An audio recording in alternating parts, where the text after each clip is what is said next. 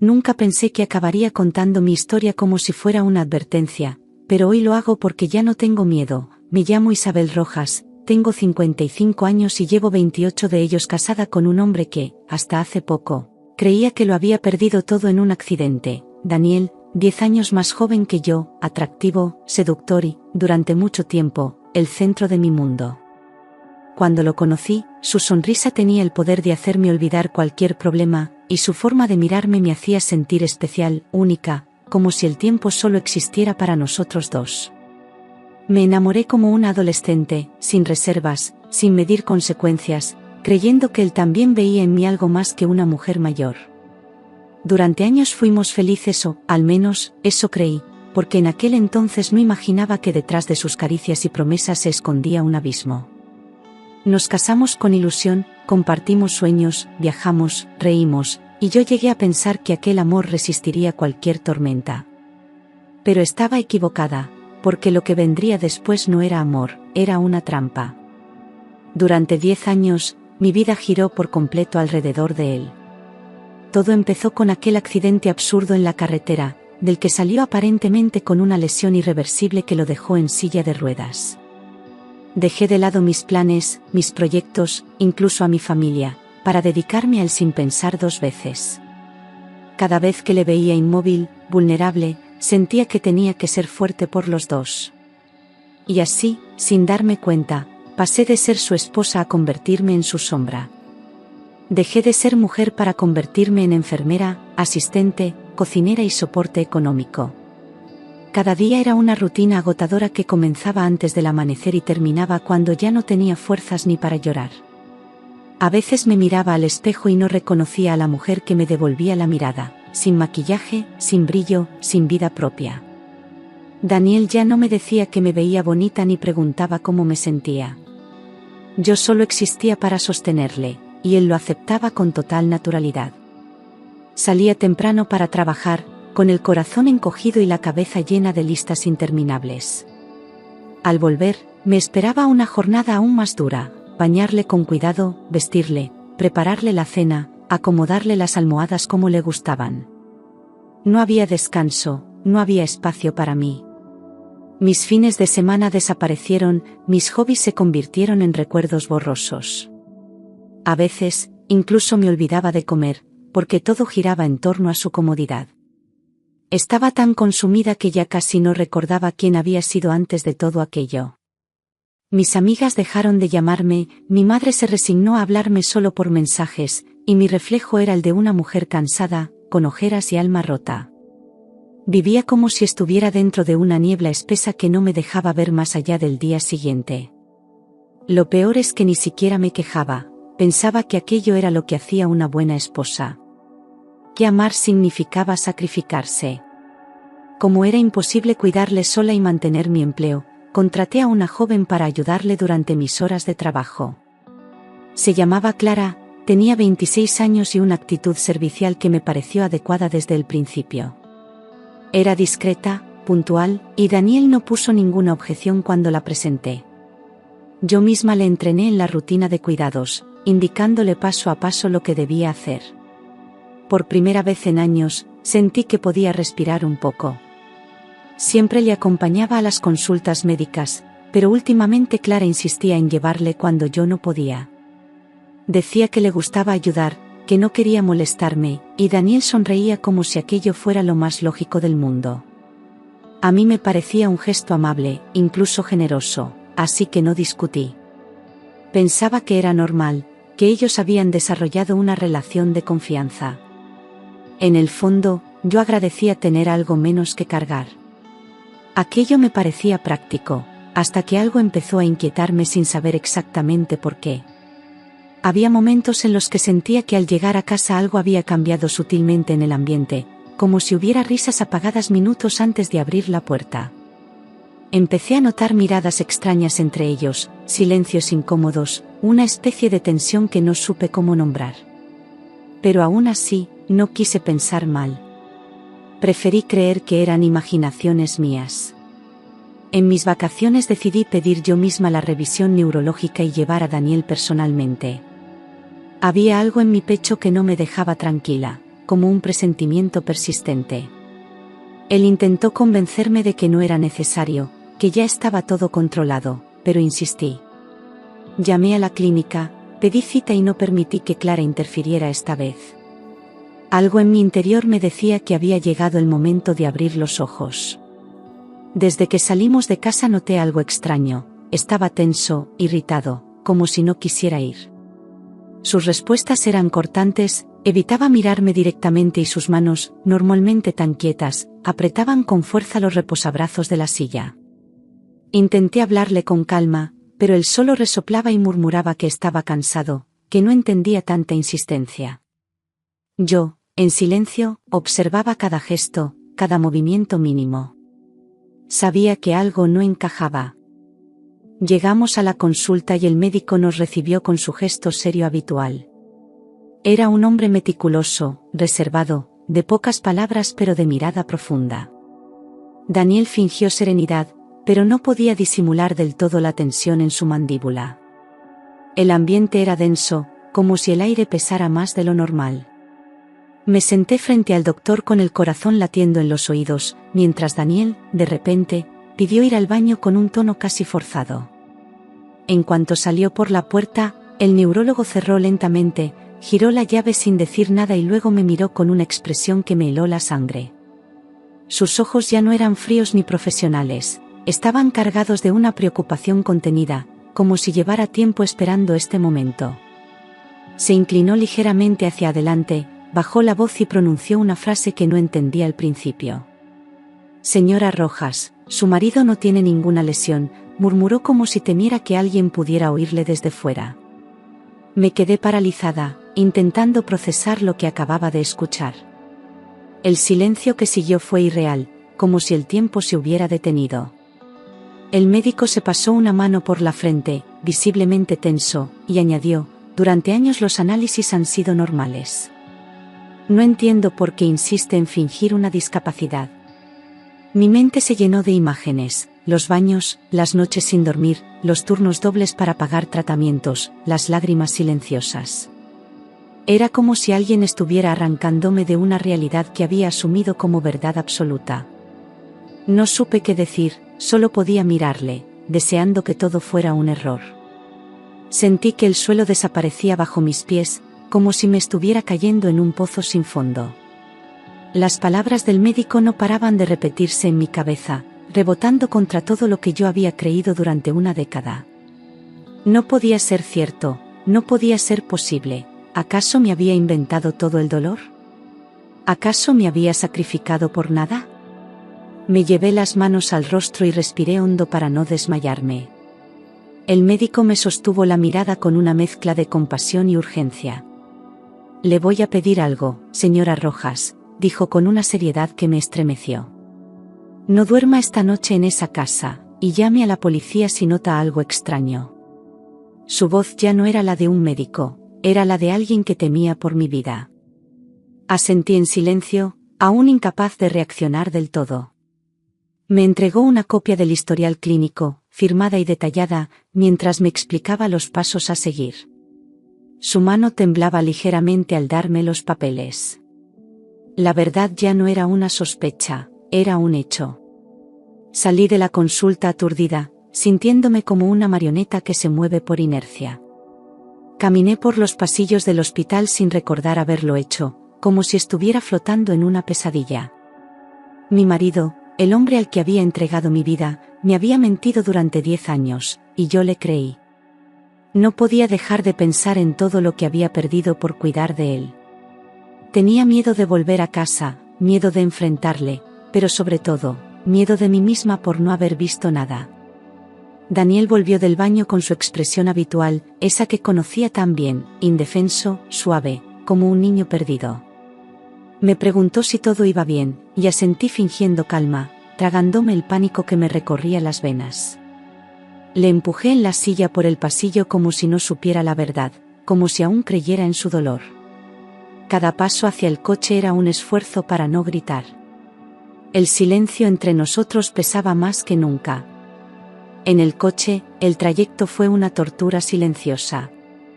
Miraba por la ventana, apretando las llaves entre los dedos como si fueran un arma, mientras él hablaba de trivialidades con su voz suave, como si nada hubiera pasado. Yo no podía ni mirarle, no podía soportar su voz ni su tono. El aire estaba tan cargado de tensión que cualquier palabra habría sido dinamita.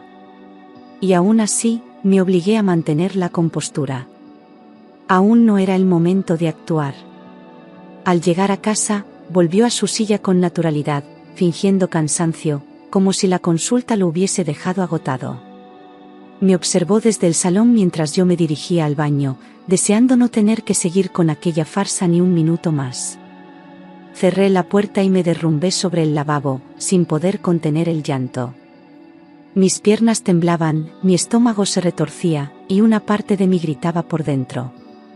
No sabía si era rabia, miedo o traición, quizás todo al mismo tiempo.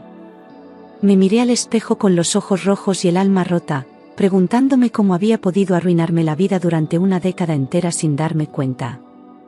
Me sentí ridícula, ingenua, expuesta, como una marioneta que él había manejado con absoluta frialdad. Recordé todas las veces que defendí su dolor frente a los demás, todas las veces que le cuidé con amor ciego. ¿Y todo para qué? Para ser engañada de la forma más cruel.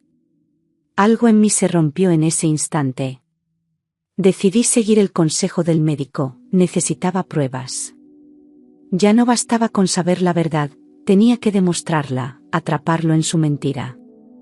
Tenía que verlo con mis propios ojos, grabarlo, enfrentarlo sin que pudiera negarlo. Si quería justicia, tenía que actuar con inteligencia. Fui al salón, fingí normalidad, y mientras él dormía la siesta, coloqué una pequeña cámara oculta detrás de unos libros en la estantería. Era mi primer paso hacia la libertad. Al día siguiente le dije a Daniel que mis vacaciones se habían acabado y que volvería al trabajo antes de lo previsto. Fingí cansancio, frustración por no haber descansado lo suficiente, y él me miró con esa expresión neutral que ya no sabía si era indiferencia o cálculo. Clara, en cambio, sonrió de una forma que me pareció demasiado entusiasta, como si celebrara algo en silencio. Me tragué la incomodidad y seguí con la rutina como si no sospechara nada. Todo estaba listo para descubrir la verdad. La cuidadora sonrió demasiado al escuchar eso, y aquello me encendió por dentro como una alarma que no dejaba de sonar. Nunca había visto esa chispa en sus ojos, esa pequeña chispa de triunfo. Me preguntó si volvería tarde, y cuando dije que sí, su sonrisa se amplificó apenas un segundo. Disimulé como pude, pero por dentro sentía que algo muy sucio estaba a punto de revelarse. Aquel día no fui a trabajar, me escondí a pocas calles, con el móvil en la mano. Salí de casa, pero aparqué a unas calles y seguí todo desde el móvil. Tenía las manos frías y el corazón desbocado, como si estuviera a punto de lanzarme al vacío. Abrí la aplicación de la cámara y me quedé mirando la imagen fija del salón, donde todo parecía tranquilo. Durante un rato no ocurrió nada, y llegué a pensar que me había equivocado. Pero entonces la pantalla se movió y todo cambió. Lo que vi me dejó sin aire. Una hora después, vi lo imposible sucediendo ante mis ojos. Daniel, ese hombre que había jurado no poder mover las piernas, se levantó con absoluta normalidad. Sin esfuerzo, sin titubeos, como quien lleva haciéndolo toda la vida. Caminó por la sala con paso firme, como si jamás hubiera conocido una silla de ruedas. La rabia me subió desde el estómago hasta los ojos. Toda mi vida acababa de volverse mentira. Daniel se levantó de la silla, como si jamás hubiera tenido ninguna limitación. Sus movimientos eran tan naturales que me dolía haber creído cada gesto de dolor fingido. No había dudas, no había excusas posibles. La farsa había terminado, y la verdad era más cruel de lo que jamás hubiera imaginado. Apreté los dientes mientras seguía viendo en directo cómo destruía, con cada paso, todos los años que le había entregado. Caminó hasta la cocina, abrió la nevera y bebió agua directamente de la botella. Lo hizo con desgana, con esa costumbre propia de quien lleva años repitiendo el mismo gesto. En ese momento me di cuenta de que no era una traición impulsiva, sino algo planeado, ensayado, ejecutado con absoluta frialdad. No era un error, era una estrategia. Todo estaba calculado, y yo había sido la pieza principal de su juego. Los ojos se me llenaron de lágrimas, pero no de tristeza, sino de rabia. No por lo que vi, sino por lo que significaba, 10 años perdidos, sacrificados por un hombre que me había usado como si fuera una sirvienta. Sentí que me ardían las mejillas, que no podía respirar, que necesitaba gritar pero no tenía a quién. Seguí mirando la pantalla como si fuera una película de horror donde la víctima era yo. Quise no creerlo, pero era real. La cuidadora entró en el salón riéndose y dijo, ¿ha vuelto a picar? Esa frase fue un puñal directo al corazón. Hablaban de mí como si fuera una tonta, como si todo esto les divirtiera. Su voz sonaba ligera, como quien comenta algo cotidiano, y eso fue lo que más me hirió. Ya no solo era una traición física, sino también emocional, moral, humana. Habían convertido mi dolor en su broma privada. Él respondió, mientras trabaje para mantener la casa, estamos hechos. Aquella frase me destrozó por dentro. No solo me había engañado, sino que lo hacía con arrogancia, con desprecio, como si yo fuera una máquina de trabajar sin derecho a dudar. Ya no había ni rastro del hombre que una vez me juró amor eterno. Solo quedaba un manipulador que disfrutaba viéndome arrastrarme por él. La humillación era insoportable.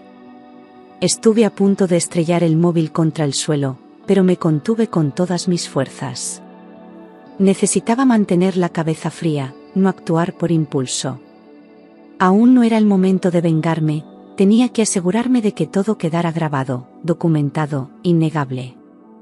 Me sequé las lágrimas y volví a mirar la pantalla con más determinación que miedo. Si querían jugar conmigo, iban a arrepentirse. Y esta vez, sería yo quien llevara las riendas. Empezaron a besarse en el sofá donde yo tantas veces había llorado de agotamiento, y esa imagen me atravesó como un golpe seco en el pecho. Ver sus manos recorriéndose con naturalidad, como si aquello llevara ocurriendo meses, me hizo comprender que yo había vivido engañada incluso más de lo que imaginaba. El sofá que había limpiado, donde me había quedado dormida después de atenderle, ahora era el escenario de su traición. Sentí un vértigo brutal, como si el mundo se inclinara bajo mis pies. Aquello ya no era solo infidelidad, era crueldad pura. Sentí un asco tan profundo que tuve que salir del coche para respirar, apoyando las manos en el capó mientras luchaba por no desmoronarme. El aire frío me golpeó el rostro, pero no fue suficiente para ordenar mis pensamientos. Mi cuerpo temblaba entre rabia y náuseas, y por un instante temí vomitar allí mismo. Me pregunté cómo había podido no ver lo evidente, cómo habían sido capaces de reírse de mí con tanta facilidad. Volví al coche, decidida a mirar cada segundo de la grabación. Cuando volví a ver la grabación, escuché algo aún peor, algo que me heló la sangre. Tras los besos, Clara se inclinó hacia él y preguntó, con una voz demasiado tranquila, ¿qué harían si yo descubría la verdad? Esa sola frase abrió una puerta oscura en mi mente, una que llevaba demasiado tiempo ignorando. No era solo una amante ocasional, era cómplice. Me acerqué más a la pantalla, temiendo y deseando saber al mismo tiempo qué vendría después. Si llega a enterarse de todo, ya sabes lo que tienes que hacer, dijo la cuidadora, con una frialdad que no le había conocido jamás. Sus palabras no dejaban lugar a interpretaciones, había un plan, había intenciones, y yo estaba en medio. La naturalidad con la que lo dijo me hizo pensar que no era la primera vez que hablaban de ello. Aquello ya no era solo manipulación emocional, era peligro real. Por primera vez en mucho tiempo, sentí miedo físico. Es débil. Siempre lo ha sido, respondió él con desprecio, como si yo fuera un objeto roto que ya no servía más que para trabajar y callar. Su voz sonaba distinta, más seca, más cruel de lo que jamás le había escuchado. Esa frase me rompió en un lugar profundo y silencioso, un lugar del que no sabía si alguna vez me recuperaría. Ver al hombre por quien di mi vida hablar así de mí fue como ver a un desconocido habitando su cuerpo. Ya no quedaba nada del Daniel que yo había amado.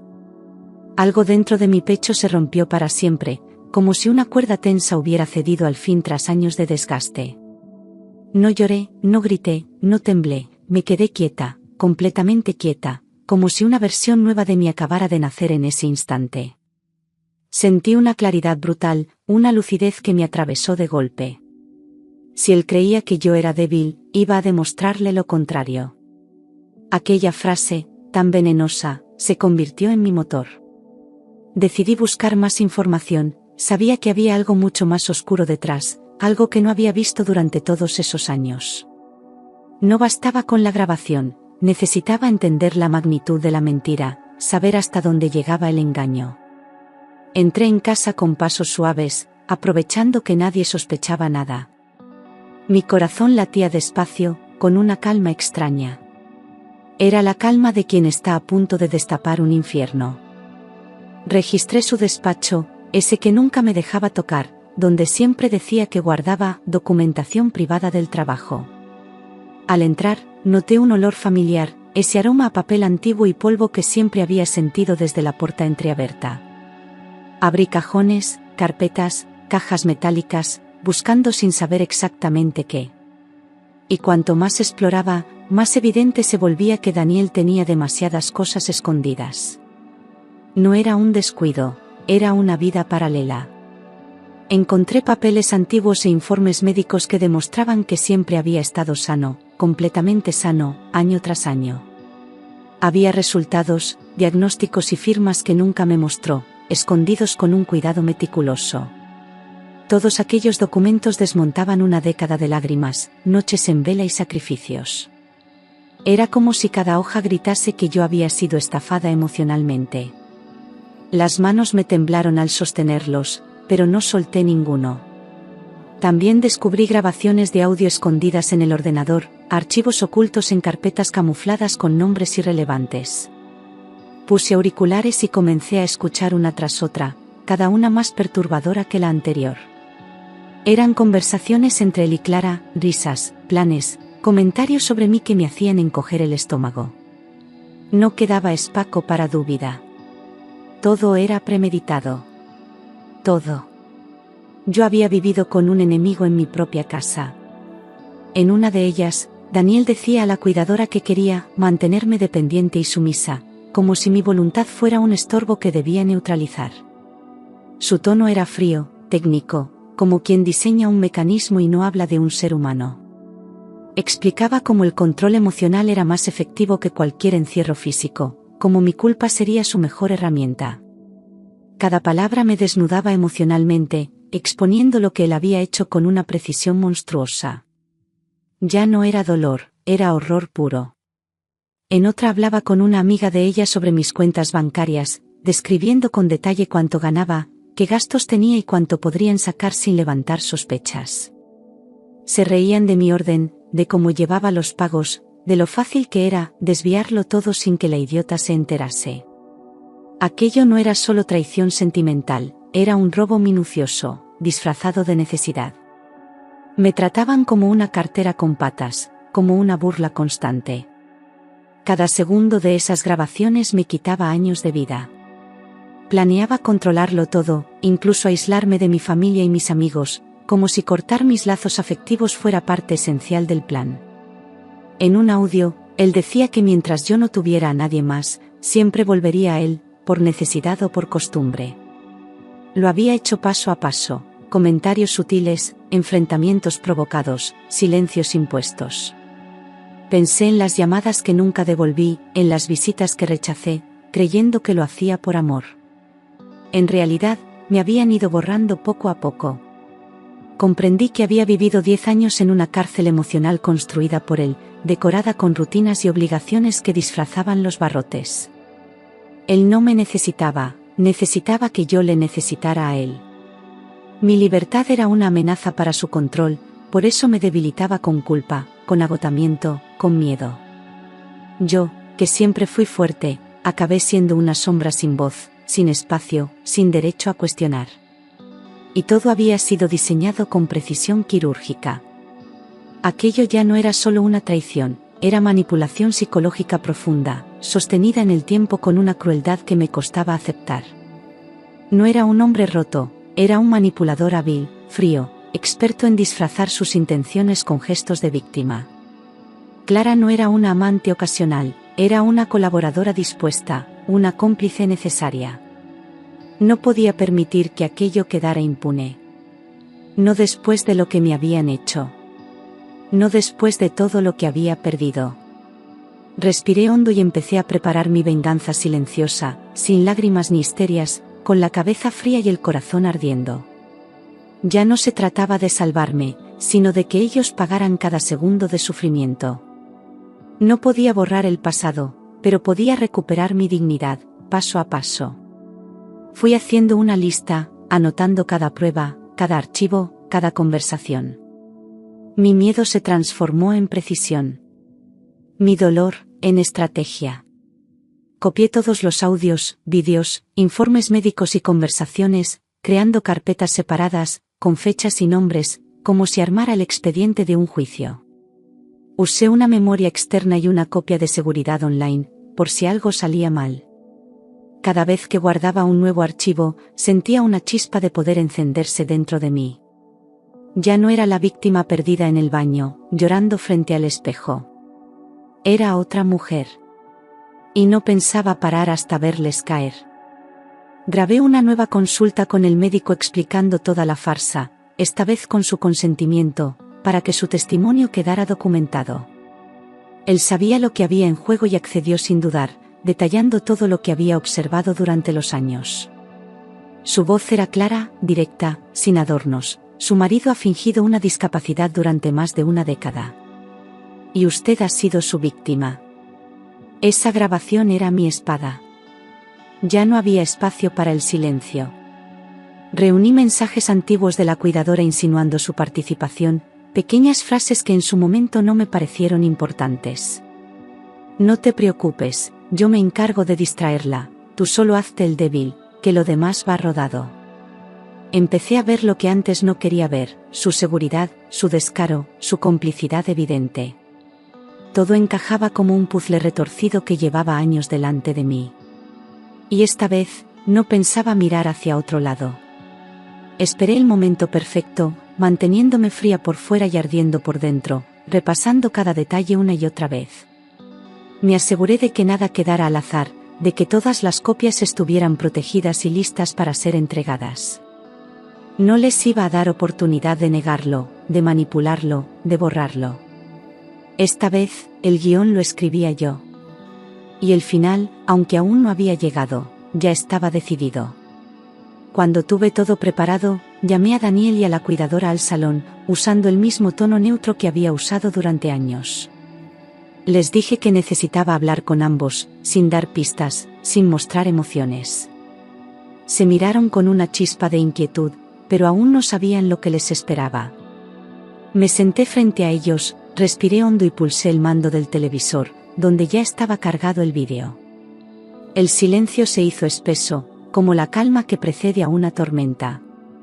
Puse el vídeo de él levantándose y andando, justo delante de ellos, en pantalla completa, sin cortes, sin comentarios. Clara se quedó paralizada, con la mandíbula tensa, intentando encontrar una excusa. Daniel palideció, como si el suelo se abriera bajo sus pies, y ni siquiera miraba la pantalla. La imagen era clara, definitiva, imposible de negar. Allí estaba, caminando como si nada, destruyendo con cada paso su mentira. La cuidadora palideció, Daniel se quedó sin palabras, incapaz de reaccionar, como si no supiera qué papel interpretar ahora. Durante segundos eternos, nadie dijo nada. Solo el sonido de su voz en la grabación, riéndose, confesando, delatándose. Vi el terror en sus ojos y supe que lo entendían, ya no tenían control. Por primera vez en muchos años, era yo quien mandaba en esa sala. Durante 10 años, destrozaste mi vida, susurré con una voz que ni yo reconocía, firme, grave, cargada de todo lo que nunca dije. Ya no hablaba la esposa rota, hablaba la mujer que había despertado de una pesadilla larguísima. Daniel intentó balbucear una excusa, pero le interrumpí alzando la mano. No me debes una explicación. Me debes una vida entera. Y por primera vez, vi miedo real en sus ojos. Llamé a la policía delante de ellos, ya no había nada que ocultar, ni que temer, mientras mantenía la mirada fija en Daniel, como si de ese modo sellara su sentencia. Clara rompió a llorar, suplicando que no lo hiciera, que no sabía que era para tanto.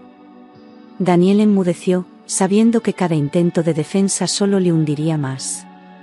Di mi nombre completo, la dirección y el motivo exacto de la denuncia.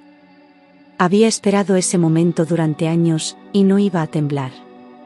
Las autoridades llegaron y se llevaron a ambos esposados por fraude, abuso psicológico y desgaste emocional. Yo entregué las pruebas en una carpeta organizada, con fechas, nombres, audios y vídeos. Los agentes no necesitaban más que ver el primer minuto para entender que aquello no era un simple conflicto de pareja. Clara gritaba, Daniel bajaba la cabeza. Y yo me quedé de pie, firme, viendo cómo se cerraba la puerta con ellos dentro. El médico declaró y confirmó absolutamente todo, desde los primeros informes hasta la última consulta grabada. No dudó, no titubeó, no suavizó nada. Dijo con claridad que Daniel no tenía ninguna lesión neurológica, y que durante años ocultó esa verdad a su familia. Su testimonio fue la piedra final en el muro de pruebas. Nadie podía salvarles ya. La justicia tenía todo lo necesario.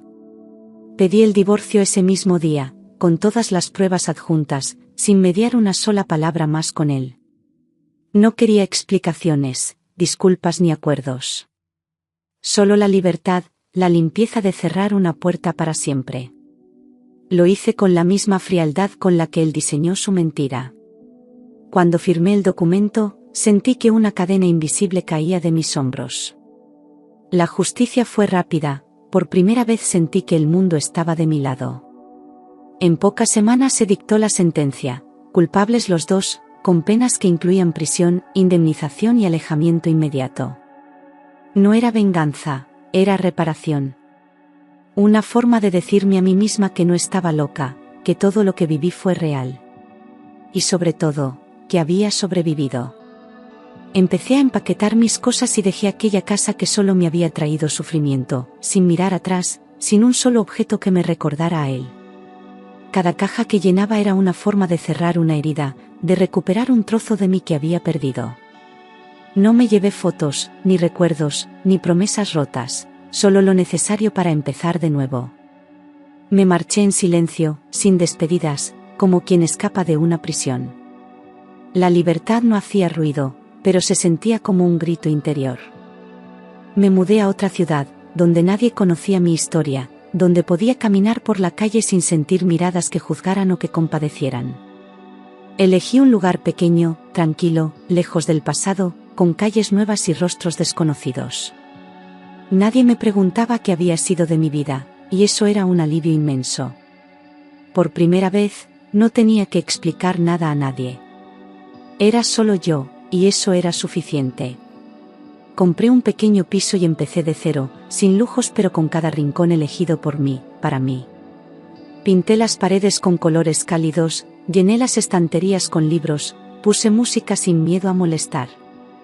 Cocinaba lo que me apetecía, dormía cuando quería, y cada gesto cotidiano se volvió un acto de recuperación. No necesitaba más que eso, paz, autonomía, silencio sin tensión. Mi hogar era, al fin, mío. Por primera vez en muchos años, dormí sin miedo, sin culpa, sin cadenas invisibles. Nadie me vigilaba, nadie controlaba mis horarios ni mis llamadas. Cerraba los ojos y el único sonido era el de mi respiración tranquila. Me despertaba sin sobresaltos, sin tener que correr para atender a nadie, sin sentirme culpable por existir. Era un tipo de descanso que no recordaba haber sentido jamás. Como si mi cuerpo también comenzara a perdonarse. Hoy vivo tranquila, libre, y decidida a no permitir que nadie vuelva a robarme mi voz, mi fuerza ni mi vida.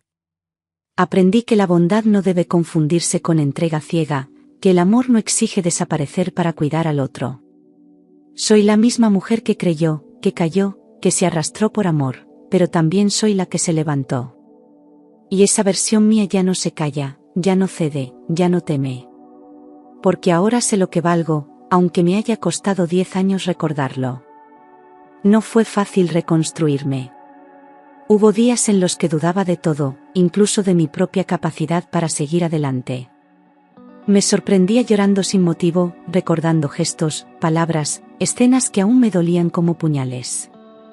Pero poco a poco, el dolor fue soltando su agarre, y en su lugar fue creciendo una fuerza nueva. No era la misma de antes, era una versión más sabia, más cautelosa, pero también más poderosa de mí misma. Volví a terapia, esta vez no para salvar un matrimonio, sino para salvarme a mí. Hablar, soltar, entender que fui víctima de un abuso emocional tan silencioso como devastador, fue una catarsis necesaria. No quería arrastrar culpas ajenas, ni vivir con vergüenza por haber amado mal. Aprendí a mirarme sin reproche, con ternura, como quien acompaña a una versión rota de sí misma hasta que puede volver a andar. Y así, poco a poco, volví a caminar. Con el tiempo, volví a hablar con mi madre. Su abrazo fue el primero que me hizo llorar de alivio y no de tristeza. Me pidió perdón por no haber insistido más, y yo le pedí perdón por haberme alejado tanto. Mis amigas también volvieron, algunas con cautela, otras con los brazos abiertos.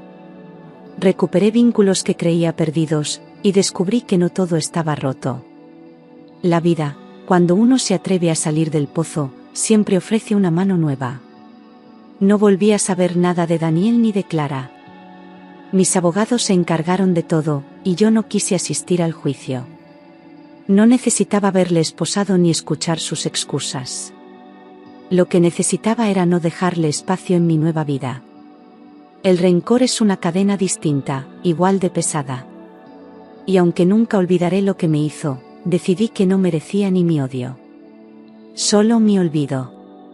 Me apunté a un taller de escritura terapéutica. Al principio era solo un intento más por llenar el tiempo, pero sin darme cuenta se convirtió en mi refugio. Comencé a escribir lo que no podía decir en voz alta, y un día, sin buscarlo, escribí todo lo que me había pasado. Al final del taller, la profesora me dijo: esto no es solo terapia. Es una historia que necesita ser contada. Y tenía razón. Publicar mi historia fue otro acto de valentía.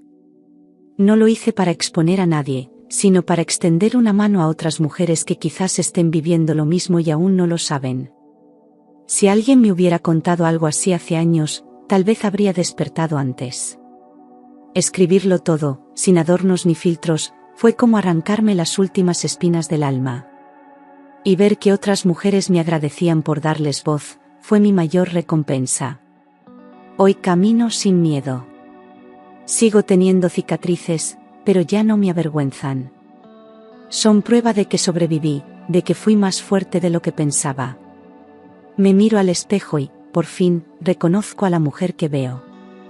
No por su maquillaje ni por su ropa, sino por su mirada firme, su espalda recta, su decisión de no volver nunca más al lugar donde una vez fue invisible. He aprendido a poner límites, a decir que no, a detectar las señales que antes ignoraba. Me volví más selectiva, más consciente de quién dejo entrar en mi vida. No me interesa el amor que consume ni las promesas vacías. Si un día vuelvo a amar, será desde la libertad, no desde el sacrificio. Pero por ahora, me tengo a mí, y eso, por fin, me basta. Cierro esta historia como quien cierra un diario que ya no duele, pero que fue necesario escribir.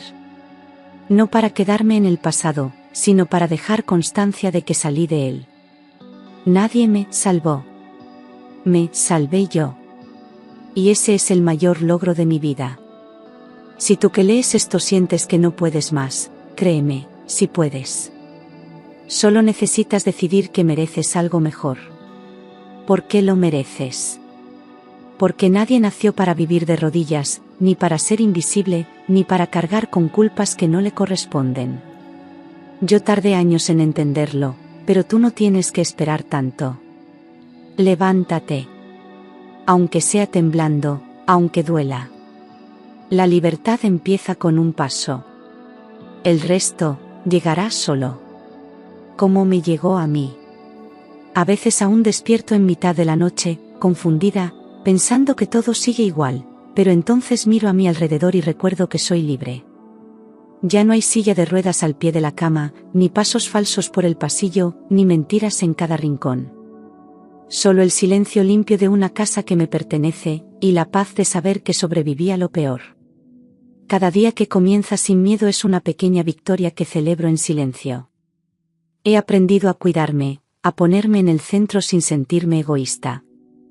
Voy al cine sola, camino por el parque, cocino para mí con amor, sin prisas. Me hablo con ternura, como quien repara algo frágil pero valioso. La soledad ya no es un castigo, es un espacio sagrado donde escucho mi voz sin que nadie la ahogue. Lo que antes era vacío, hoy es calma. Y si algún día vuelvo a enamorarme, que sea de alguien que no necesite destruirme para sentirse fuerte. Pero mientras tanto, me basta con despertar cada mañana sin tener que fingir, sin cargar un peso que no es mío. Porque ahora sé que el amor nunca debería doler, ni aplastar, ni robar el alma. Ahora sé que no hay mayor libertad que ser una misma, sin miedo.